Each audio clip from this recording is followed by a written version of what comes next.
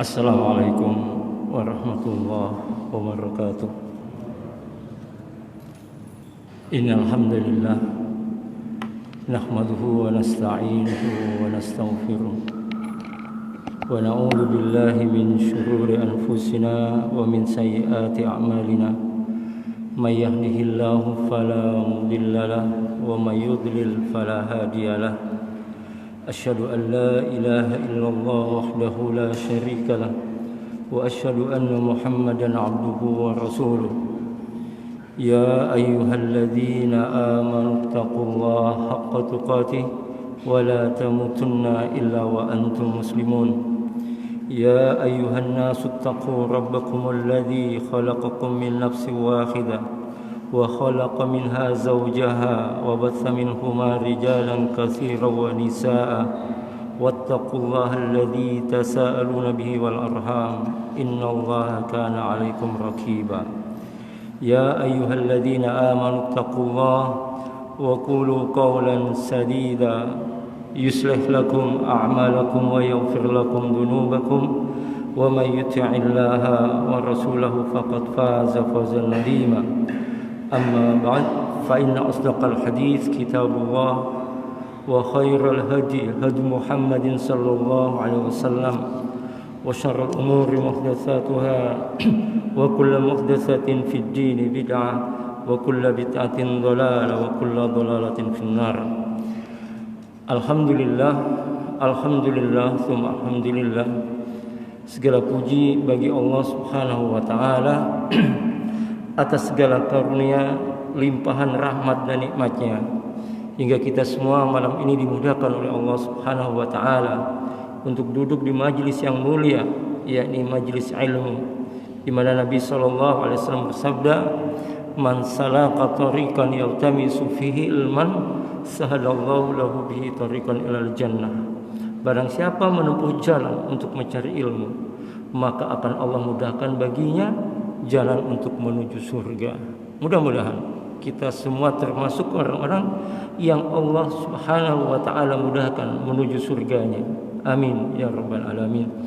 Salawat dan salam semoga tetap tercurah limpahkan kepada Nabi kita Muhammad sallallahu alaihi wasallam, kepada keluarga beliau, sahabat-sahabat beliau, dan orang-orang yang senantiasa meniti jalan kehidupan beliau hingga akhir zaman kelak. Malam ini kita akan lanjutkan kajian kitab Ad-Da'u wad-Dawa dengan judul Al-Atharul Qabihati lil Ma'asi. Al-Atharul Qabihatu lil Ma'asi. Dampak-dampak buruk maksiat. Kalau kita baca buku ini, kita baca kitab ini, kita akan dikejutkan. Apa yang kita tidak sangka ternyata luar biasa dampaknya. Kenapa? Karena seringkali maksiat dan dampaknya itu secara logika nggak nyambung, tapi dampaknya luar biasa sekali. Beliau mengatakan walil ma'asi minal atharil qabihati madhmuman. Maksiat itu memiliki dampak buruk, wal madrubil qalbi wal badani fid dunya wal akhirah. Memiliki dampak buruk serta tercela, membahayakan bagi hati dan tubuh, baik di dunia maupun di akhirat. Ma la ya'lamuhu illallah, dan tidak ada yang mengetahui ini selain Allah Subhanahu wa taala. Apa kata beliau? Dampak orang itu melakukan maksiat, melakukan perbuatan dosa. Kata beliau, khirmanul ilm, terhalangi untuk mendapatkan ilmu. Akan terhalangi untuk mendapatkan ilmu. Ya, orang kalau sudah berbiasa bermaksiat, kenapa kata beliau? Fa innal ilma nurun yadhifullah fil qalbi. Karena ilmu itu cahaya yang Allah Subhanahu wa taala masukkan ke dalam hati. Jadi orang yang berlumuran kemaksiatan, berlumuran dosa, itu niscaya ilmu nggak bakalan masuk, mental, ya. nggak bakal masuk. Kenapa? Sampai kenapa tentang hal yang seperti ini? Karena ilmu itu sangat penting. Jadi ilmu itu hanya Allah berikan kepada orang-orang yang bersih. Terkait dengan ilmu ini, Al-Imam Ahmad rahimahullah mengatakan, "An-nasu innal ilmi ahwaju minhum ila at-ta'ami was-sarab." Kebutuhan manusia terhadap ilmu ini melebihi kebutuhan terhadap makan dan minum. Li'anna rajula yahtaju ila at-ta'ami was-sarab. Karena sesungguhnya seseorang itu membutuhkan makan dan minum fil yaum, dalam sehari, marratan, sekali, atau marratain, atau 2 kali. Wa hajatuhu ilal ilm. Adapun kebutuhan dia terhadap ilmu bi'adadi anfasihi. Kebutuhan dia sebanyak tarikan nafasnya. Karena itu untuk bisa kita mendapatkan ilmu yang bermanfaat betul, ya butuh kita berupaya betul untuk menjauhi maksiat. Ilmu mengatakan wal maksiatu tudfi'u dzalik nur. Sedangkan maksiat adalah pemadam cahaya tersebut. Jadi ilmu itu cahaya, sedangkan maksiat itu adalah pemadamnya. Jadi orang yang bermaksiat akan terpadamkan oleh ilmunya, akan terpadam, cahayanya akan terpadamkan. Walamma jalasa Syafi'i baina yaday Malik wa qara alayhi ajabahu ma ra'a min wafauril fatnihi wa tawaqqudi dzaqai wa kamali fahmihi. Ada satu kisah ketika Imam Syafi'i rahimahullah duduk di hadapan gurunya Imam Malik. Imam Malik ini takjub kepada kecerdasan Imam Syafi'i rahimahullah. Imam Syafi'i ini usia 7 tahun, beliau itu sudah hafiz, sudah hafal Quran. Cerdas sekali beliau ini. Apa nasihat Imam Malik kepada Al-Imam Syafi'i? Maka Imam Malik mengatakan, "Inni arallah qad alqa ala qalbika nur." Aku melihat Allah memberikan cahaya di hatimu. Jadi gurunya Imam Syafi'i, Al-Imam Malik melihat bahwa Allah memberikan cahaya kepada Imam Syafi'i. Fala tudfi'u bidzulmati ma'siyati. Maka sesungguhnya aku melihat engkau Allah Subhanahu wa taala memasukkan cahaya ke dalam hatimu, maka jangan kau padamkan dengan cahaya kegelapan maksiat. Ya. Akan padam dengan kegelapan cahaya. Maka waqala Syafi'i rahimahullah, maka berkata Imam Syafi'i, syaqautu ila waqi su'a hifzi fa arsyadni ila tarkil ma'asi. Aku mengadukan keburukan hafalanku kepada Waqi. Maka nasihat beliau apa? Bukan kamu harus belajar pakai metode ini, kamu belajar pakai metode ini, buku ini, kamu harus datangkan ini dan lain sebagainya. Enggak, nasihatnya sederhana. Apa? Kata beliau, fa'arsadani ila tarkil ma'asi. Gurunya menasihati supaya dia meninggalkan maksiat. Artinya nasihatnya enggak muluk-muluk. Nasihatnya tinggalkan maksiat. Wa qala, maka berkata, i'lam bi annal ilma fadlun wa fadlul yatuha u'asi. Ketahuilah, sesungguhnya ilmu itu adalah karunia, dan karunia Allah Subhanahu wa taala tidak diberikan kepada orang yang bermaksiat. Ya, tidak diberikan kepada orang yang bermaksiat. Ya. Kemudian seorang tabi'in, Fudail bin Iyad, mengatakan, biqadri ma yasghuru dzambu inda yu'azzim 'inda Allah. Jika engkau menganggap dosa itu kecil, maka itu sudah dianggap besar di sisi Allah. Wa biqadarin ma yu'azzim 'indaka yasghuru 'inda Allah. Sebaliknya, jika engkau menganggap dosa itu begitu besar, maka itu akan menjadi ringan di sisi Allah. Artinya apa? Jangan meremehkan dosa. Ya. Jangan berremeh-remeh dengan dosa. Maka Imam Ahmad mengatakan, la tanzur ila sigharil khati'ah walakin unzur ila 'azmin man 'as. Janganlah engkau melihat pada kecilnya dosa, akan tetapi lihatlah pada agungnya siapa yang engkau maksiati. Jadi kata Imam Ahmad, jangan kau melihat kecilnya dosa, tapi siapa yang kau maksiati itu. Karena itu Allah sendiri mengatakan orang yang takut kepada Allah, yang betul-betul bersungguh-sungguh di jalan Allah, Allah SWT mengatakan innama yakhsyallaha min ibadihil ulama. Sesungguhnya hamba Allah yang paling takut kepadanya adalah ulama. Fal ilmu jauharun latifun la yasdu illa lil qalbi nadhif. Ilmu itu adalah permata mulia, tidaklah cocok kecuali bertempat di hati yang bersih. Ya.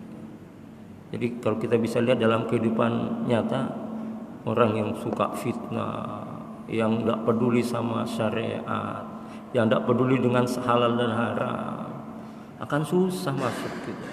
Kata Ibnu Qayyim, hati itu seperti wadah. Kalau wadahnya sudah kebanyakan isi maksiat semua, kebenaran itu akan susah, tidak dapatkan tempat di situ. Akan langsung ngorak seperti itu. Maka ini ada nasihat penting tentang apa kata beliau, kafa bi khasyatillah ilma wa kafa bil i'tirari billahi jahla. Cukuplah rasa takut kepada Allah adalah ilmu, dan cukuplah merasa aman dari azab Allah adalah kebodohan. Jadi puncak dari orang berilmu itu adalah takut kepada Allah. Puncaknya ilmu itu akan bermanfaat ketika dia hadir di dalam dirinya rasa takutnya betul kepada Allah Subhanahu wa taala. Artinya meskipun hafal Quran, hafal ribuan hadis, tapi tidak ada rasa takut kepada Allah, la yanfa. Tidak ada manfaatnya ilmunya bagi dirinya. Karena itu laisal ilmu bikasratil riwayah walakin ilma khasyah.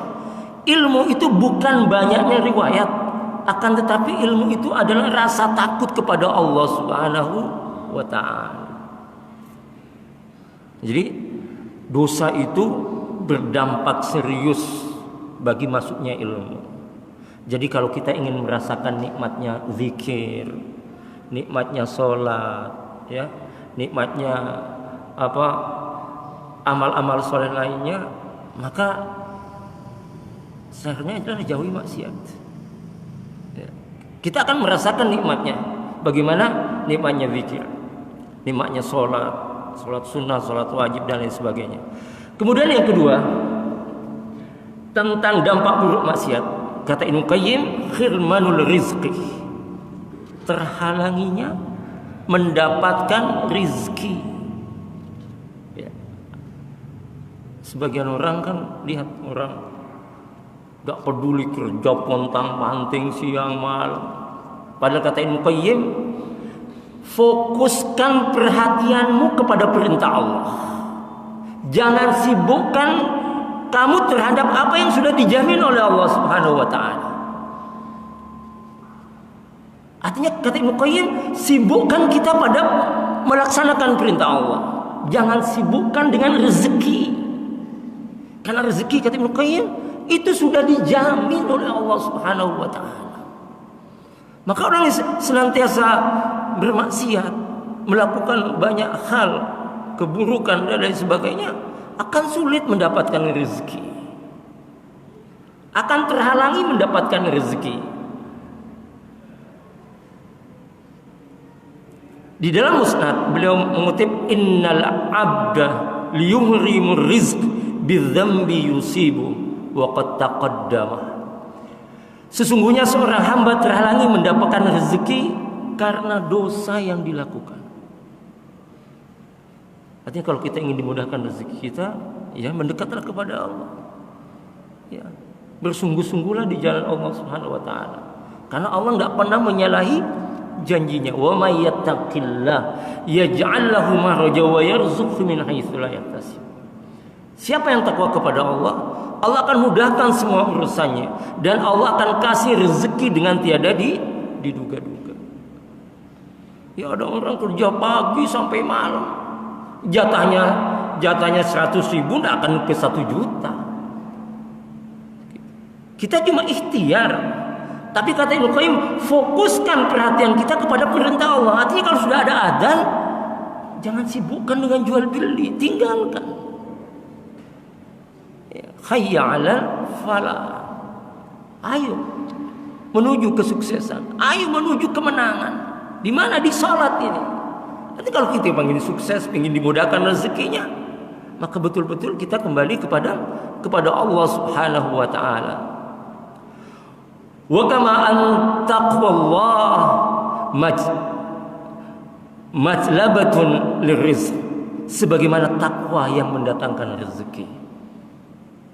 Jadi dosa itu menghambatkan rezeki, berbeda kalau takwa mendatangkan rezeki. Apa takwa itu?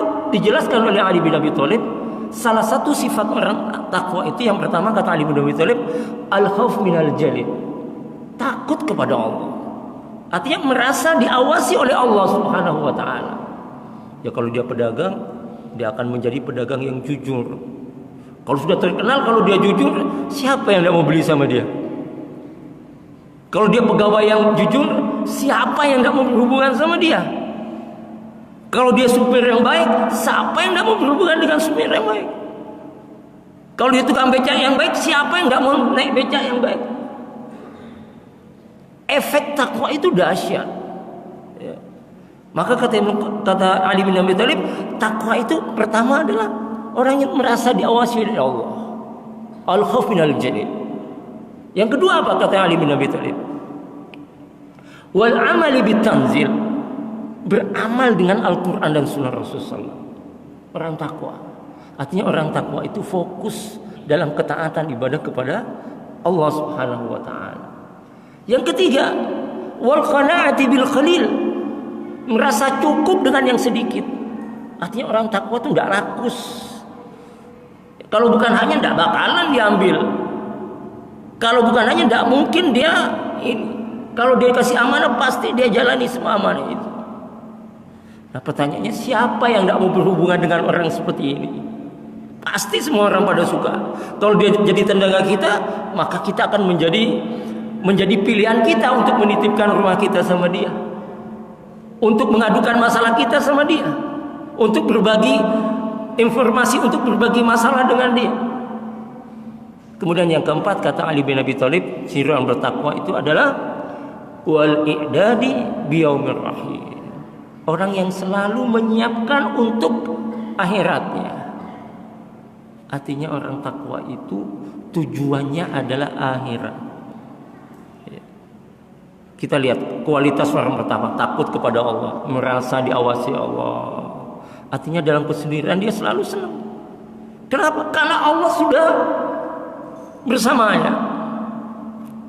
Dia selalu menikmati wal amali bitanzil, dia nikmati baca Quran, dia menikmati sholat wajib, dia menikmati sholat sunnah, dia menikmati sedekah dan lain sebagainya. Kemudian dia merasa cukup dengan yang sedikit. Kalau dia seorang pedagang, hasilnya hari ini segini, alhamdulillah, dan seterusnya dan seterusnya. Kemudian fatarkut taqwa majlabatil lil faqr. Meninggalkan takwa menyebabkan kefakiran. Meninggalkan takwa menyebabkan kefakiran. Kita lihat orang-orang yang tidak sholat, yang tak peduli dengan panggilan Allah Subhanahu wa taala. Lihat kehidupan mereka. Kalau dia kaya, tidak tenang. Kalau dia miskin, tersibukkan dengan sesuatu yang tidak jelas. Coba kita lihat dalam kehidupan kita, dalam kehidupan nyata kita. Masalah terus gak selesai-selesai. Ya, keluarga gak pernah tentrem, ribut terus. Ya. Kenapa? Allah gak kasih cahaya pada keluarga itu. Allah gak kasih cahaya ke dalam dirinya. Maka fama istujliba rizq, maka tidak akan ada yang mendapatkan rezeki bimisli tarkil ma'asi.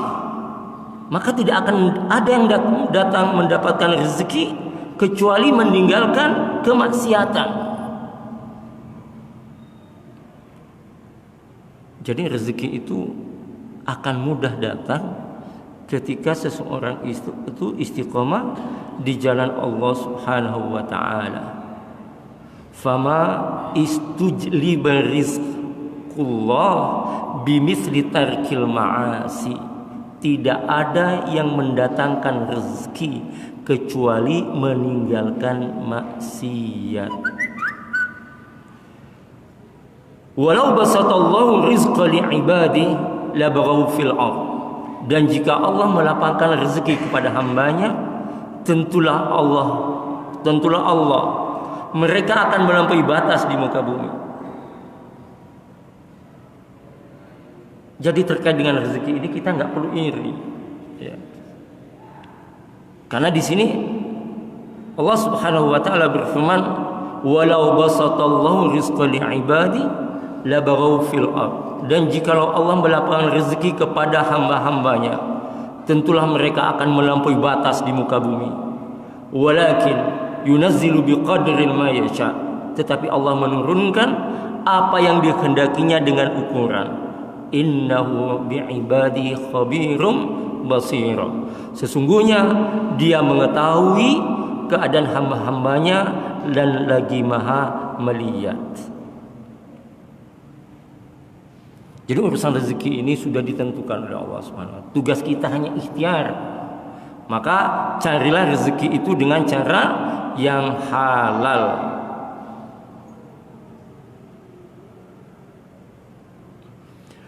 Ayyuhan nas ittaqullah wa ajmilu fit talab.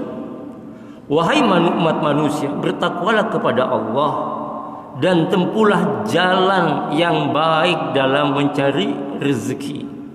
Fa inna nafsan lan tamuta hatta tastawfi rizqaha wa in abta anha.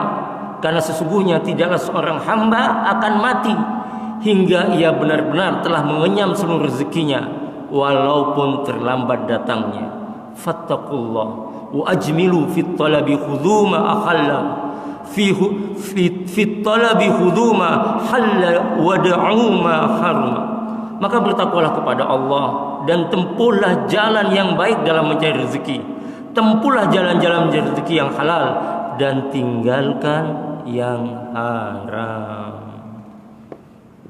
Enggak perlu pingin kaya sebagaimana orang kata jadi pedagang hari ini jujur, kapan bisa beli mobil? Jujur, kapan bisa bikin rumah dan lain sebagainya. Ya, itu pikiran orang-orang yang sangat berbahaya sekali kalau kita ikuti. Kemudian yang ketiga, dampak dari bermaksiat itu adalah wahsyatun yajidul 'asi fi qalbi. Maksiat menyebabkan kehampaan hati dari mengingat Allah.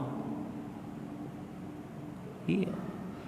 Artinya nasihat, bacaan Quran, hadis-hadis Nabi SAW lewat begitu saja, nggak ngefek sama sekali, nggak berdampak sama sekali kepada dirinya. Bainahu wa bainallah la tuwazinuha wa la tuqarinuha ladzatun aslan. Kehampaan yang dilakukan oleh pelaku maksiat antara dirinya dan Allah sama sekali tidak sebanding dengan kelezatan apapun. Orang kalau sudah jadi jauh dari Allah, mau dia tidur di tempat yang empuk, mau tidur di hotel berbintang 5, bintang 12 pun tak akan kalah dengan orang yang tidur di emperan itu. Tapi orang yang senantiasa zikir kepada Allah, yang dia sebelum tidur ambil wudu, ya, kemudian membaca doa sebelum tidur, membaca ayat Al-Quran, nikmatnya kalah dengan dia. Maka jangan tertipu. Jadi kata Ibnu Qayyim, pelaku maksiat itu sama sekali tidak sebanding dengan kelezatan apapun ketika dia sudah terjauh dari Allah Subhanahu wa taala. Walau istama'at la ladzatun dunya bi asriha lam tafi bitilkal wahsy. Meskipun semua kelezatan dunia itu terkumpul padanya, tetap saja tidak akan mampu menutupi rasa hampa tersebut. Wa hadza amrun la yukhissu bihi illa man fi qalbi haya. Hal ini tidak dirasakan kecuali oleh orang-orang yang hatinya masih hidup. Kalau kita masih hidup, hatinya akan punya rasa ini. Tapi kalau sudah mati, ya itu tadi, tidak ngefek. Maka beruntunglah ketika kita melakukan dosa, melakukan banyak kesalahan, kemudian Allah tegur dengan mampetnya rezeki kita, terasinya hati kita dari Allah Subhanahu wa taala. Bersyukurlah. Karena itu peringatan yang bahaya, maksiat dilakukan, ya. Tapi rezeki semakin banyak, semakin ini, semakin terkenal, semakin orang sungkan sama dia. Ini yang bahaya. Kenapa bahaya? Karena Allah mengatakan falamma nasu ma dzukiru bih. Ketika manusia itu lupa kepada peringatanmu, fatahna alaihim abwaaba kulli syai', maka aku bukakan pintu-pintu kenikmatan buat dia. Semakin bermaksiat, semakin berbuat dosa, semakin Allah bukakan pintu-pintu kesenangan buat dia. Yang tadinya asetnya cuma 100 juta, dia bisa 1M, 3M. Yang tadinya semua gini, bisa dan lain sebagainya. Hatta idza farihu bima utu aghnahum bagtatam fa idzahum mublisun. Dan ketika dia bersenang-senangan dengan kenikmatan itu, aku datangkan siksa kepada dia dengan tiba-tiba. Nah, ini yang harus kita khawatirkan seperti itu. Jadi kalau misal kita berbuat maksiat, rezeki mampet, kita semakin ini, bersyukurlah. Artinya supaya kita cepat sadar. Yang bahaya kalau Allah biarkan kita itu semua. Ini musibah.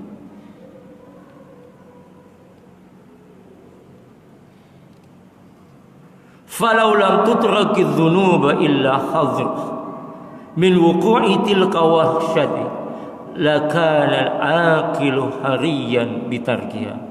Sekiranya dosa-dosa tidak ditinggalkan melainkan untuk menghindari kehampaan tersebut, tentu hal itu sudah layak bagi orang berakal untuk meninggalkannya. Wa syakarujun ila ba'dil 'arifin wahsyatan yajiduha fi nafsihi.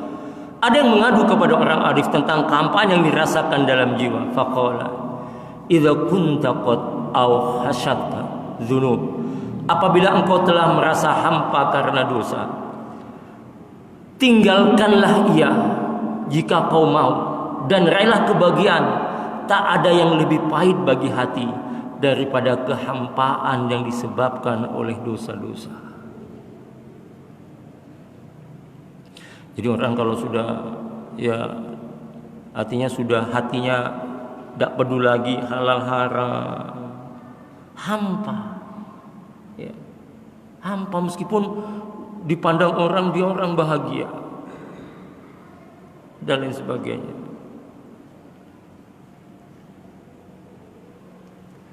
Kemudian yang keempat, salah satu penyebab dampak buruknya bermaksiat adalah al-wahsyatul lati taqsulu bainahu wa bainan nas wala siyama 'alal khair minhum. Maksiat menyebabkan pelakunya terasing di antara orang-orang yang baik. Akan terasing, ya. Akan terasing dengan sendirinya. Apalagi udah terkenal dia pelaku maksiat, apalagi terkenal dengan kezalimannya, terkenal dengan ininya, gak akan susah kumpul dengan orang-orang baik, ya.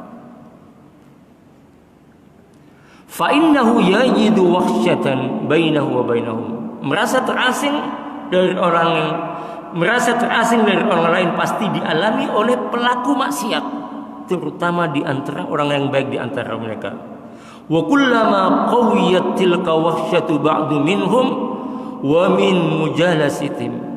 Jika keterasan itu menguat, dia akan semakin jauh dari mereka. Dianya sendiri akan merasa nggak nyaman itu, akan merasa nggak nyaman kumpul-kumpul sama orang baik. Gitu.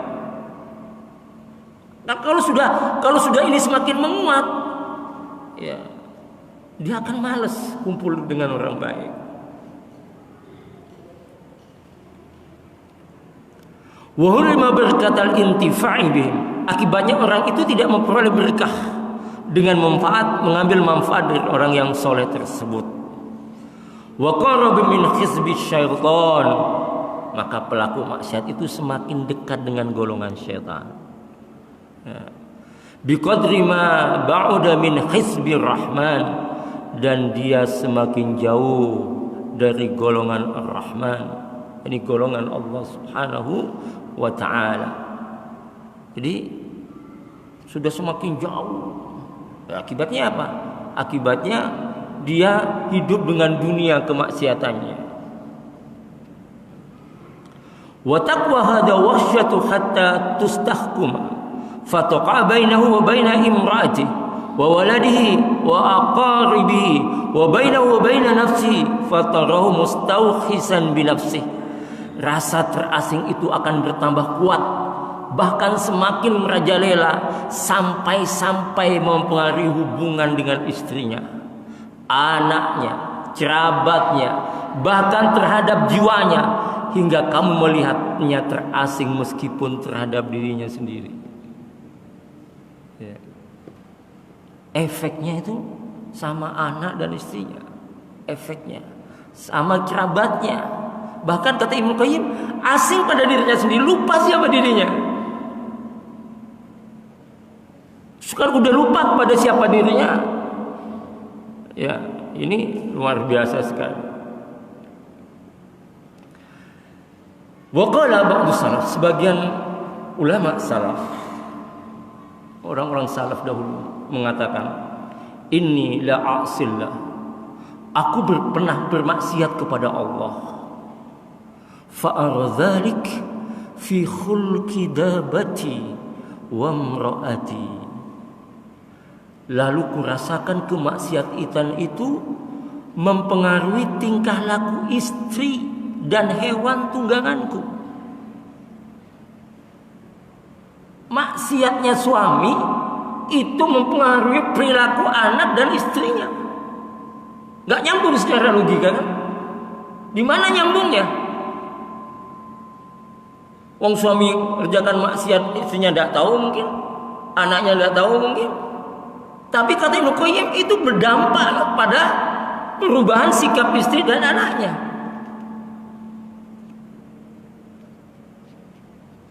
Ini serius.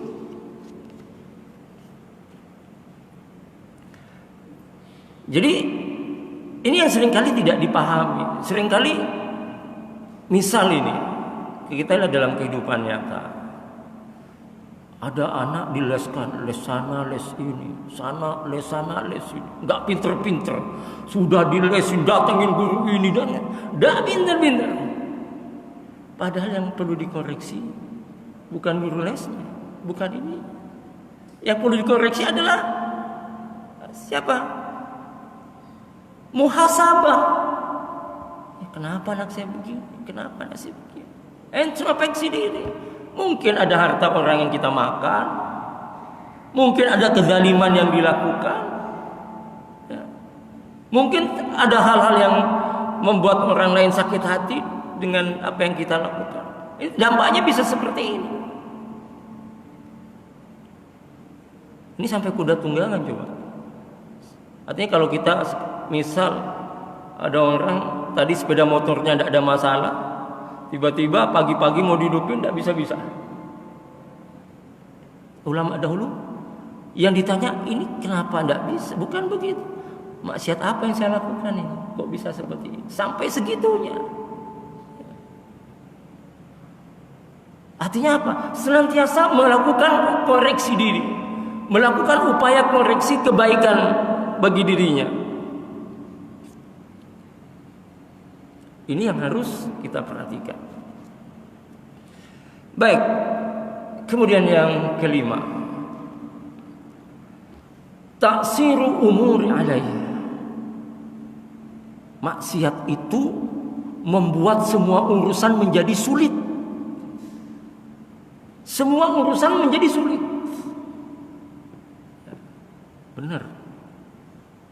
Kalau sudah sering bermaksiat, sulit sudah. Usahanya sulit, ininya sulit, semuanya sulit. Urusan jadi berantakan semua. Ini yang seringkali tidak diperhatikan oleh kebanyakan orang. Maka orang yang merasa Allah hadirkan kesulitan saat dia bermaksiat, bersyukurlah dia. Bersyukurlah, kan Allah langsung tegur itu. Ya. Ini sulit. Cari kunci yang mesti yang tadinya ada di tempat yang biasa, tiba-tiba tidak ada. Dan macam-macam lah. Akan dipersulit betul. Jadi kata Ibnu Qayyim, pelaku maksiat itu taksiru umuri alaih. Maksiat membuat semua urusan menjadi sulit. Fala wa tawajjahu li amri illa yajidu mughlaqan dunahu aw muta'assiran alaih. Tidaklah pelaku maksiat melakukan suatu urusan, melainkan ia akan menemukan berbagai kesulitan. Iya, akan menemukan berbagai macam kesulitan. Wa hadza kama man ittaqa Allah ja'ala lahu min amri yusra. Berbeda dengan orang yang takwa, semua urusannya akan menjadi mudah. Orang takwa semua urusannya menjadi mudah. Kenapa? Karena Allah yang mengurusnya. Jadi kalau orang bertakwa itu dia serahkan semuanya urusannya kepada Allah. Kalau Allah sudah mengurus urusan kita, maka mudah semua urusannya. Tapi kalau kita sudah merasa hebat ngurus dirinya sendiri, maka Allah biarkan dia ngurus dirinya sendiri. Maka tugas kita hanyalah ikhtiar untuk senantiasa selalu dekat dengan Allah Subhanahu wa taala. Tidak ada satupun di antara kita yang terbebas dari maksiat. Yang menjadi masalah adalah ketika kita menikmati maksiat itu, menikmati dosa-dosa itu. Sekali kita jatuh dalam maksiat, bangun lagi, bertaubat lagi, jatuh lagi, bangun lagi dengan penyesalan yang sungguh-sungguh. Karena tidak ada di antara kita yang suci, tidak ada di antara kita yang bisa lepas dari maksiat.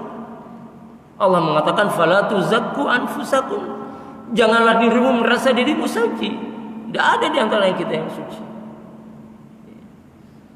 Apalagi di zaman seperti sekarang ini, begitu mudahnya kemaksiatan itu datang. Ya. Maka kata Ibnu Qayyim, pelaku maksiat itu semua urusannya akan dipersulit. Ya. Bagaimana caranya supaya tidak bersulit?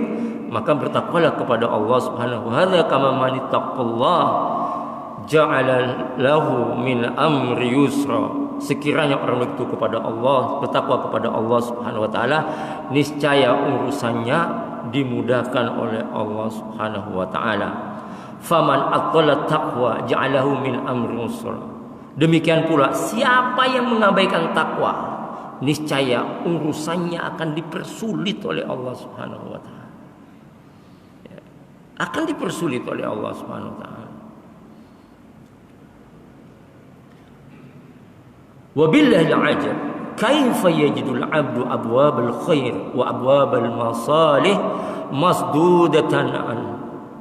Alangkah mengherankan bagaimana seorang hamba menyaksikan pintu-pintu kebaikan tertutup, wa turuqaha mu'siratan alaih, serta jalannya menjadi sulit, wa huwa la ya'lamu min aina ati, sementara dia tidak tahu mengapa itu bisa terjadi.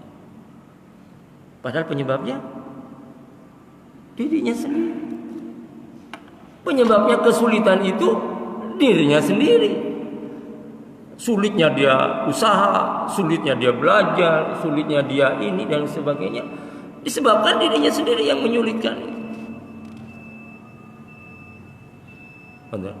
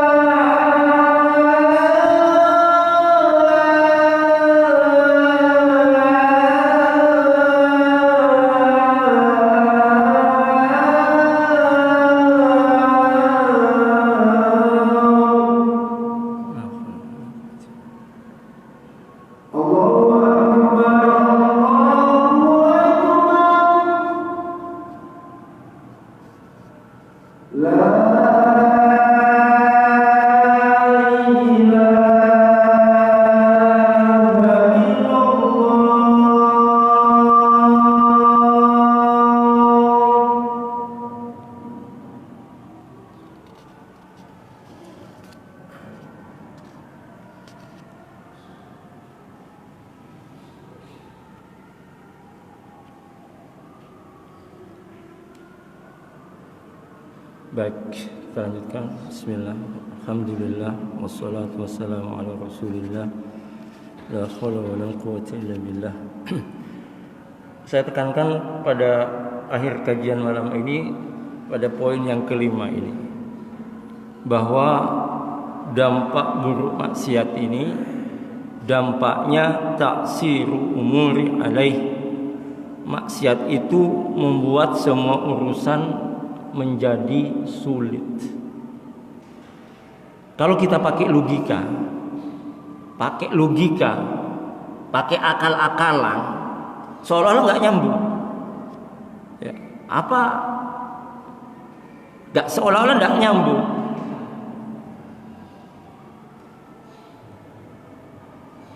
Maka kata Ibnu Qayyim, fala tawajjal li amrihi illa yajidu mughlaqan dunahu aw mu'tasiran alaih. Tidaklah pelaku maksiat itu melainkan sesuatu, melakukan satu urusan, melainkan ia akan menemukan berbagai macam kesulitan. Apakah orang yang bertakwa tidak menemukan kesulitan? Menemukan kesulitan. Tapi orang bertakwa punya daya tahan. Dimudahkan oleh Allah SWT, dimudahkan dia untuk bersabar, dimudahkan dia untuk husnudzon, dimudahkan dia untuk tidak suudzon, dimudahkan untuk dia memiliki keteguhan prinsip. Tapi orang yang bermaksiat kepada Allah Subhanahu wa taala akan dicerai-beraikan urusannya. Kesulitan demi kesulitan itu akan datang kepadanya. Tetapi anehnya banyak orang yang tak sadar dengan ini. Kenapa banyak tak sadar? Karena dia kembali kepada Allah Subhanahu wa taala. Kalau dia kembali kepada Allah, dia akan tahu bahwa penyebab kesulitan-kesulitan semua yang menimpa keluarganya itu adalah dirinya. Yang menimpa urusannya yang begitu sulit itu adalah dirinya. Kenapa Allah katakan wa may yattaqillah? Siapa yang takwa kepada Allah, yaj'al lahu makhraja. Allah akan mudahkan semua urusannya. Akan dimudahkan oleh Allah semua. Wa yarzuqhu min haitsu la yahtasib. Dan Allah akan kasih rezeki dengan tiada diduga-duga. Beberapa hari yang lalu saya nonton di YouTube seorang mu'allaf. Ya, mungkin sudah pernah saya cerita di sini, tapi karena ada kaitannya dengan hubungan ini. Mu'allaf tentu orang yang baru masuk Islam. Tetapi biasanya mu'allaf ini pintar orangnya. Karena ketika dia masuk Islam, kadang melalui pertimbangan belajar dan lain sebagainya,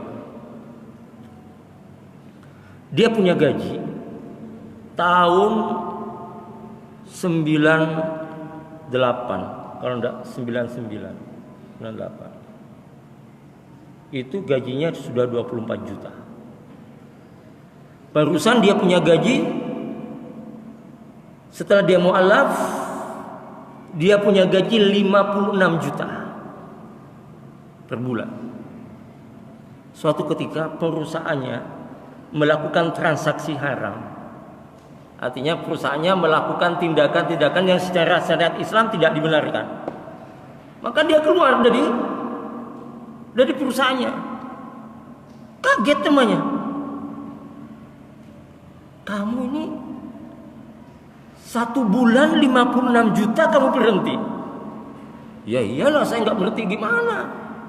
Uang perusahaan urusan yang haram itu dikerjakan semua. Ya terus kamu gimana? Ya ada Allah, kata dia. Ada Allah yang ngurus saya. Ya tapi kan Allah nggak ngasih cash ke kamu tiap bulan 56 juta. Kata dia, tidak. Allah ngasih cash sama saya. Allah kasih saya nafas. Blak temannya, tidak bisa jawab. Allah kasih saya nafas. Berhenti dia keluar dari itu. Kata dia, saya diistirahatkan oleh Allah 3 bulan. Setelah itu 3 bulan itu saya dapatkan gaji yang jauh lebih besar dari ini. Jauh lebih besar dari 56 juta. Artinya siapa yang meninggalkan sesuatu karena Allah, Allah akan ganti dengan yang lebih baik.